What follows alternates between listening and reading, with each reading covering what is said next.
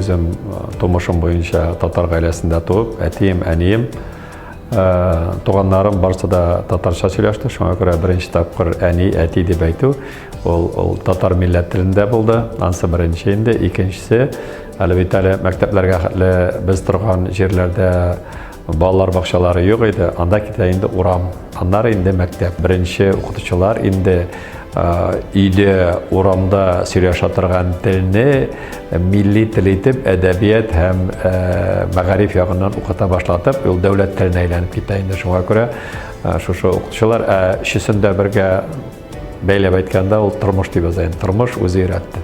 Гаиләдә гел татарча сөйләштек. Шуның өчен татар теле безнең өчен табигый, үзебезнең туган телебез. Казанга килгәч, мин ул телемне чистарттым. Менә әдәбият теленә якынлашып, ул миңа булышты. Консерваториядә татар теле укытучысы да бар иде. Аннан соң татар операларында да җырладым, татар романслары һәм интервьюлар белән шулай татарча бирергә туры килде.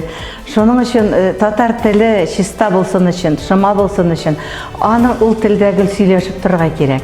Мин өйдә тәрбияләнгән бала, әби тәрбияләгән, алай-болай балалар бакчасына йөргәнем булмады.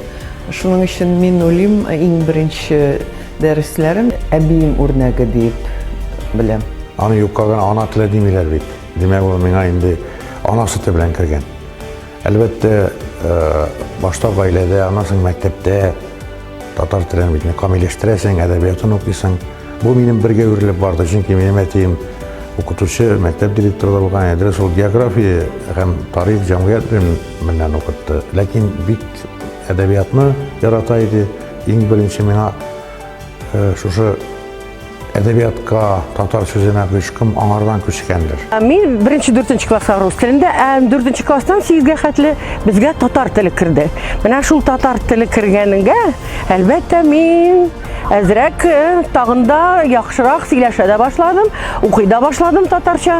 Әлбәттә, миңа тел бик кирәкле, бик горурланам үз телем белән, үз илем белән. Минем беренче укытучым менә ансамбльгә килгәчтен булды Венера Хасанова. Минем инде иң беренче чиратта татар теленә мәхәббәтне ул әнием өйрәтте, әниемнән күчте. Аннан инде мәктәптән Әгерҗе районы Исәнбай авылы мәктәбе укытучысы, татар теле укытучысы Хуҗина Гөлназ Рафис кызы нәкъ менә шушы татар теленә карата мәхәббәтне минем уятты, үстерде.